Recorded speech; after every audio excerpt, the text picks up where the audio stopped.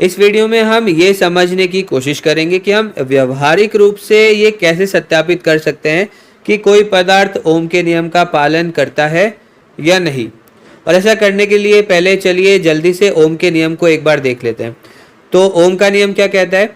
इस नियम के अनुसार यदि आपके पास मान लीजिए कोई पदार्थ है, कोई मटेरियल है, मान लीजिए ये एक तार की कुंडली है यहाँ पर, और इसके जो दोनों सिरे हैं इनके बीच जो विभवांतर है मान लीजिए वो V है, तो इसमें एक धारा प्रवाहित होगी, मान लेते हैं I धारा प्रवाहित हो रही है।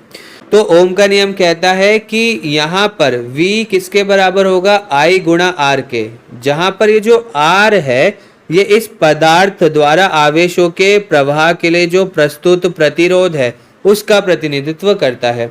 और हमने इसके बारे में पिछले वीडियो में काफ़ी विस्तार से बात की है, तो यदि आपको इसे और अच्छे से समझना हो तो आप पिछले वीडियोस को फिर से देख सकते हैं। तो अब सवाल ये है कि यदि हमारे पास कोई पदार्थ है तो हम व्यवहारिक रूप से कैसे ये पता करें कि ये ओम के नियम का पालन कर रहा है या नहीं।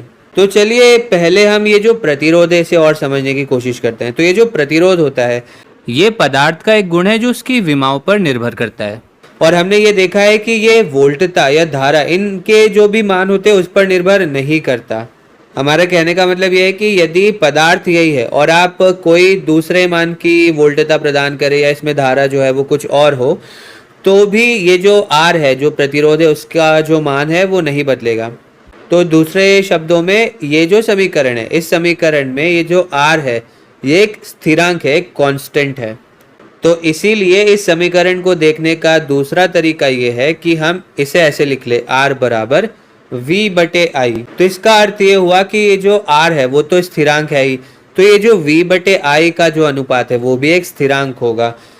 तो हम कैसे पता करेंगे कि ये पदार्थ ओम के नियम का पालन कर रहा है या नहीं?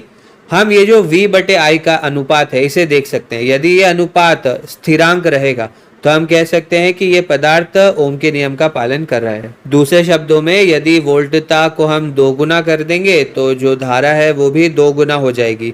यदि ऐसा होता है तो ये ओम के नियम का पालन कर रहा है। यही ओम के नियम का मूल विचार है। तो व्यवहारिक रूप से इसे परखने का सबसे अच्छा तरीका है कि हम यहाँ पर ग्राफ बना लें। तो एक काम करते हैं, हम y अक्ष पर वोल्टता बना लेते हैं और x अक्ष पर धारा जो है उसे हम प्लॉट कर लेते हैं। तो वोल्टता और ये धारा। तो चलिए अभी ऐसा मान लेते हैं कि हम 2 वोल्ट यहाँ पर प्रदान कर रहे हैं, और फिर से हम ऐसा मान रहे हैं कि इसमें 1 एम्पियर धारा प्रवाहित हो रही है। तो जो बिंदु है हम इसे यहाँ पर प्लॉट कर देते हैं यहाँ ग्राफ में। तो अब यदि ये पदार्थ जो है इसमें ओम के नियम का पालन हो रहा है, तो यदि हम वोल्टता बढ़ाएंगे, मान लीजिए हम उसे दुगना कर देते हैं यानी कि 4 वोल्ट कर लेते हैं, तो धारा भी दुगनी हो जानी चाहिए। तो इसका मतलब है धारा कितनी हो जानी चाहिए? 2 एम्पियर, 1 का 2 गुना यानी कि 2 एम्पियर। तो जो हमारा अगला बिंदु है वो यहाँ पर कहीं पर बनेगा। और इसी तरह अगर हम वोल्टता को बढ़ाते जाते हैं, मान लीजिए उसे 3 गुना कर देंगे तो धारा भी 3 गुना हो जानी चाहिए। और यदि हम उसे 4 गुना करेंगे तो धारा भी 4 गुना होती जाएगी। तो इस प्रकार से जब आप इसे यहाँ पर बनाएंगे तो आपको एक सरल रेखीय ग्राफ मिलेगा, एक स्ट्रेट लाइन में एक यहाँ पर ग्राफ मिलेगा कुछ इस प्रकार से।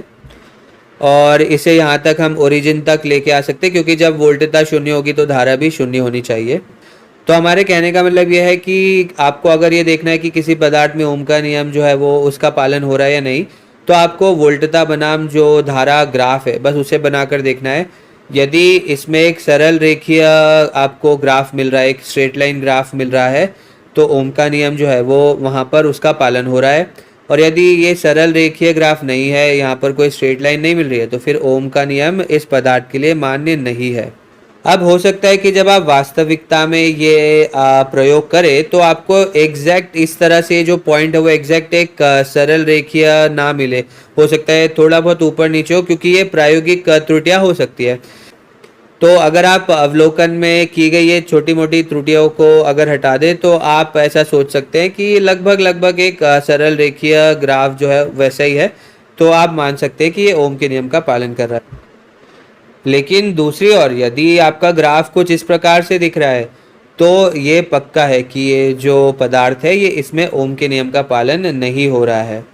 और एक और बहुत इंटरेस्टिंग बात यह है कि ये जो ग्राफ है इसका उपयोग करके हम प्रतिरोध की गणना भी कर सकते हैं, क्योंकि प्रतिरोध क्या है, वोल्टता बटे धारा।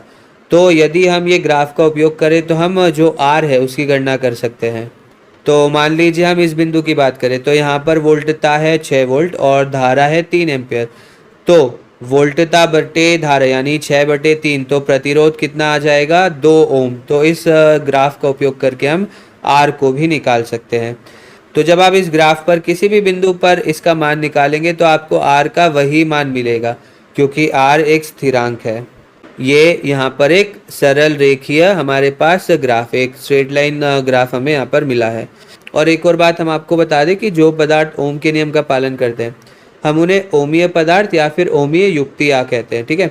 उदाहरण के लिए धातु यानी मेटल्स, वे ओम के नियम का पालन करते हैं तो वे ओमीय पदार्थ कहलाते हैं। जैसे कि जो एक प्रकाश बल्ब का फिलामेंट होता है उसमें जो तंतु होता है वो एक धातु से बना होता है, तो वो ओमीय पदार्थ हैं।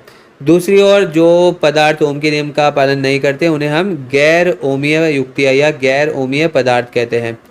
उदाहरण के लिए जो एलईडी बल्ब होते हैं तो वे ओम के नियम का जो पालन है नहीं करते, तो वे गैर ओमीय युक्तियाँ यानी नॉन ओमिक डिवाइसेस होते हैं।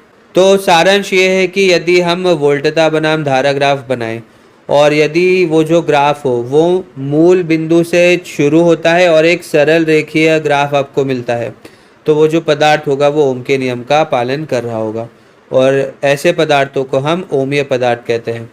और ये जो ग्राफ है इसका उपयोग करके हम R का मान निकाल सकते हैं वोल्टता को धारा से विभाजित करके।